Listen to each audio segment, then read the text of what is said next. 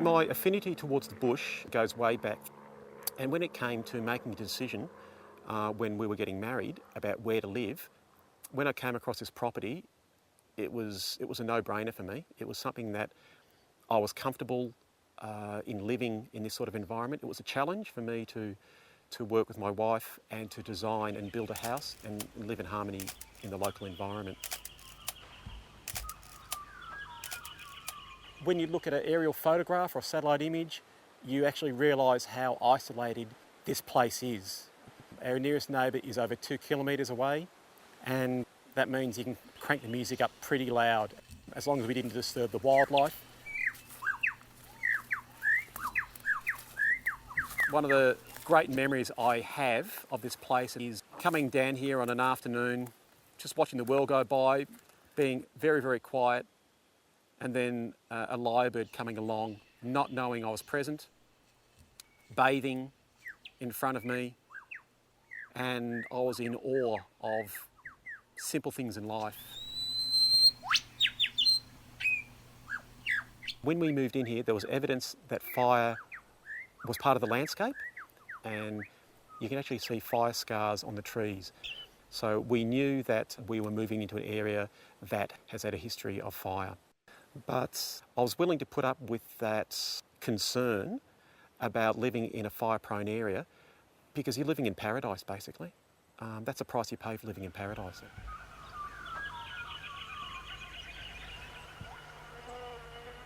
This is the location of where the house was.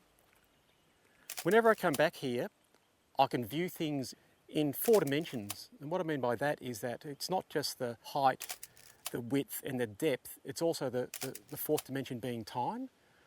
In my mind, I'm able to walk through that house every time I come here. That's frightening at times, actually. There were very few items that actually survived the intensity of the fire. This is a fiberglass hammer, and this is what happens when a bushfire goes through. And here we have a nice sculpture.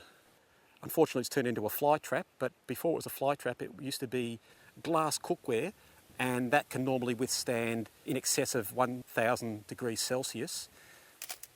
When Leanne was learning how to do ceramics, she actually did the artwork on this. So each item, even though it may seem like rubbish, has a memory attached to it.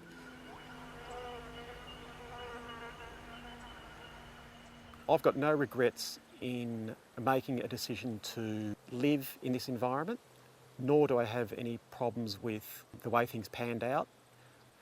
But I don't think either myself or my wife have come to terms with the impact that this property has on us.